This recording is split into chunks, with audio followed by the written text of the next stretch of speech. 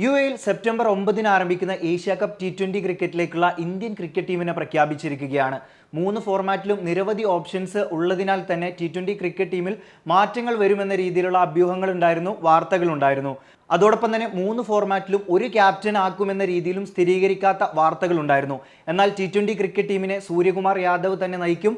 ഒരു ഇടവേളയ്ക്ക് ശേഷം T20 ക്രിക്കറ്റ് ടീമിലേക്ക് ശുഭ്മാൻ ഗിൽ തിരിച്ചെത്തുന്നു എന്ന് മാത്രമല്ല, ഗില്ലിന് വൈസ് ക്യാപ്റ്റൻ പദവി കൂടി ലഭിക്കുകയാണ്.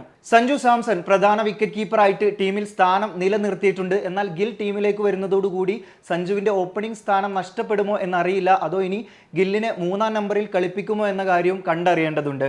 ഇവർക്ക് പുറമെ ബാറ്റർമാരായി അഭിഷേക് ശർമ്മയും റിങ്കു സിംഗും തിലക് വർമ്മയും ജിതേഷ് ശർമ്മയുമാണ് ടീമിൽ ഇടം നേടിയിട്ടുള്ളത്. ഓൾറൗണ്ടർമാരുടെ പട്ടികയിലേക്ക് വന്നാൽ വൈസ് ക്യാപ്റ്റൻ പദവി പോയെങ്കിലും ഹാർദിക് പാണ്ഡ്യ ടീമിൽ ഇടം നേടിയിട്ടുണ്ട്. മറ്റുപേരായിട്ട് ശിവൻ ദുബെയും അക്സർ പട്ടേലുമാണ് ടീമിൽ സ്ഥാനം നിലനിർത്തിയിട്ടുള്ളത്. പ്രധാന ഫാസ്റ്റ് ബൗളറായി ജസ്പ്രീത് ബുംറ ടീമിൽ ഇടം കണ്ടെത്തിയപ്പോൾ മുഹമ്മദ് സിറാജിന് ടീമിൽ ഇടം നേടാനായിട്ടില്ല. മറ്റ് ഫാസ്റ്റ് ബൗളേഴ്സായിട്ട് അർഷദീപ് സിംഗും ഹർഷിത് റാണയുമാണ് ടീമിൽ സ്ഥാനം കണ്ടെത്തിയിട്ടുള്ളത്.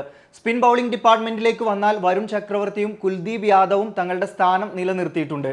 എന്നാൽ ഈ കഴിഞ്ഞ IPL സീസണിലടക്കം മിന്നുന്ന പ്രകടനം നടത്തിയിട്ടുള്ള ശ്രേയസ് അയ്യർക്കും യശസ്വി ജയ്സ്വാളിനുമൊന്നും ടീമിൽ ഇടം നേടാനായിട്ടില്ല എന്നത് തന്നെയാണ് പ്രധാനപ്പെട്ട ഒരു കാര്യം.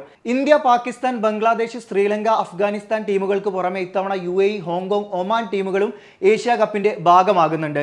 സെപ്റ്റംബർ 14-നാണ് ഇന്ത്യ പാകിസ്ഥാൻ പോരാട്ടം വരുന്നത്. സെപ്റ്റംബർ 28-ന് ദുബായ് ഇന്റർനാഷണൽ സ്റ്റേഡിയത്തിൽ വെച്ചിട്ടാണ് ഫൈനൽ മത്സരം നടക്കുക.